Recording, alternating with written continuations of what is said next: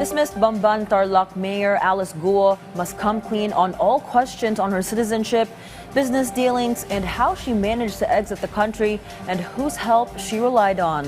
A piece of presidential advice that could well be a tall order or lofty wish to expect from someone who has managed to keep a Senate panel at bay from digging up her past and dealings for the longest time.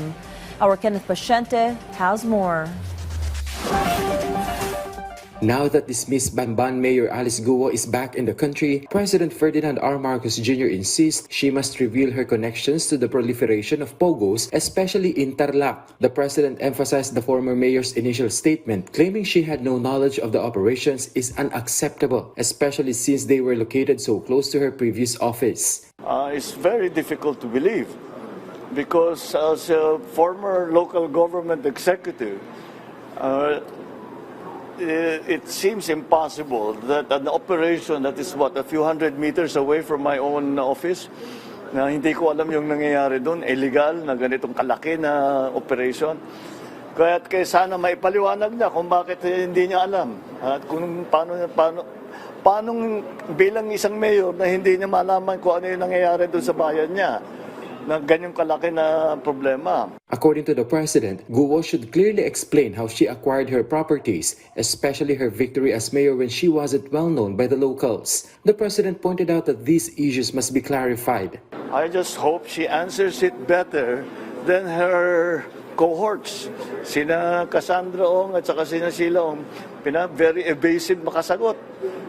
Sana naman mabuti-buti ang sagot ni Alice Guo as compared dun sa mga kasamahan niya.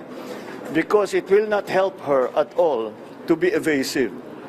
Mas bibigat ang magiging problema niya kung hindi siya magsabi ng totoo. President Marcos Jr. meanwhile denied that there was any request from the Indonesian government for a prisoner swap. He said this rumor only stemmed from a news article in Indonesia, but it is not true. He further stated there was no issue with the Indonesian government when the Philippines requested Guo's return in the country. However, he said it was not easy. It wasn't simple at all.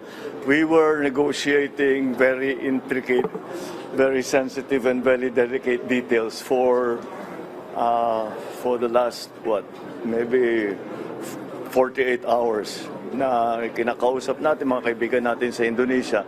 Mabuti na lang, marami tayong naging kaibigan na dahil sa pagpunta-punta ko, pagpunta ko sa mga iba't ibang bansa, Indonesia being one of them, at maging malapit kami ni President Jokowi, naging bahagi yun. Kaya kahit na hindi ganun kasimple ang pag-transfer, na ating napakiusapan naman natin ng mga kaibigan natin sa Indonesia na bayaan ng Pilipinas, kunin na siya at iuwi siya dito sa Pilipinas. Kenneth Paciente from the National TV Network for a new and better Philippines.